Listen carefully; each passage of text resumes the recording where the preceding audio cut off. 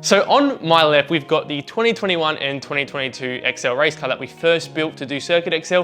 And on my right, we've got another one. This is my new car that I've purchased, which has already been built. It is we call it the Cooldrive Racing XL. No, I'm not sponsored by Cooldrive, as you guys probably know already. At the first round of the state series, I hired out a car from Mish's XL garage. It was like I jumped in it and everything just worked perfectly. And it was set up just the same as this one. I was able to keep up with people that were winning races, but I felt way more comfortable in that. And here's the thing, this car is very identical to the one that I hired out. This one drives how I want it to drive. So let's purchase it. Now, like most one make series, there's not much you can do to these cars, but the fact is it comes down to mostly driver. We did everything. It understeered, it oversteered too much. It just didn't grab at corners. And then I jump into the new one, put the same setup in, and it's a whole different car. Maybe I just suck as a driver. I think that's probably the reason. Maybe in my mind, I just think the Cooldrive car is a better car because it has a couple optional things that make it feel or sound quicker. Maybe. Now, I did say that this car was still a little bit better than this one in general. So better engine, it's been redone, it's been rebuilt. It makes more pop bangs, it's got more power. This still makes just about almost as much power, but this still has like a 2 kilowatt advantage. And you know what? 2 kilowatts in XL racing goes a long way. So the engine might have a slight bit of power compared to this one. This one is at its peak that it can be as a wrecker engine. Now these wheels are pretty dusty, wink wink, nudge nudge, welcome to the channel. But the fact is that having these lighter wheels do make a slight difference. When you have a lighter wheel, there's less rotational force. These weigh 5.5 kg. These ones weigh probably around about 7 to 8, I can't remember exactly, but that little bit of difference, less rotational force does make a difference. These do cost a bit more, or actually quite a lot more. Wheels do make a difference and they also look really good. It's actually a blue wrap underneath, but I just did Wollonga hill climb, so yeah, I gotta clean those. Now, this probably makes a massive difference. This car has a weld-in roll cage. Now, if you've got a weld-in roll cage, it stiffens up everything, the car's a bit more sturdy.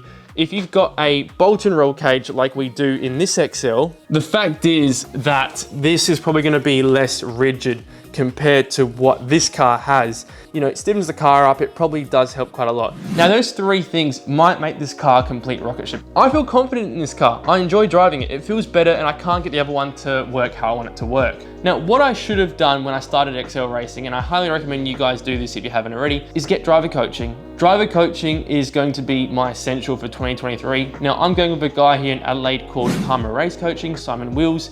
He's an ex-Team Dynamic race driver in the Supercar series. There's other people in South Australia, Scotty's Motorsport Services. You know, he's fantastic. He's worked on Brabhams, he's worked on Ferraris. He knows how to teach you how to go fast. Data is gonna tell you how to go faster, and maybe that's what would have helped me out to go faster in the old car. Maybe I just had to drive it a different way.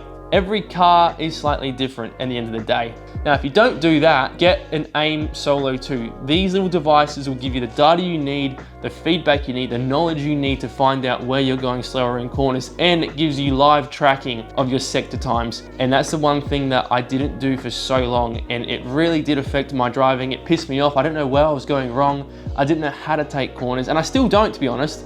Which is why I'm getting coaching for 2023. I think a lot of people can relate out there that just to be able to do motorsport, even at a budget category, is such a good feeling. My best moments have been at the racetrack. My biggest highs, my biggest lows have been racing, and I'm forever grateful for that, and that's why I do it. That's the things I live for. And I'm not an expert when it comes to, you know, mechanical stuff. Every car is different in how it's gonna react. They all need minor little things to make them better. Driver coaching is what's gonna get you that next level to understand how to react with that car. Asher Johnston, who is literally winning like most things in the SA series, he has had the same car for years. He doesn't change cars. He's like a lot of people, they buy a new car, they'll buy this, buy that. He just keeps tweaking and developing things. Could have done that, and that might have been a big difference rather than just keep trying to swap things. Because for some reason, psychologically, you just think it's better. So hopefully it is better.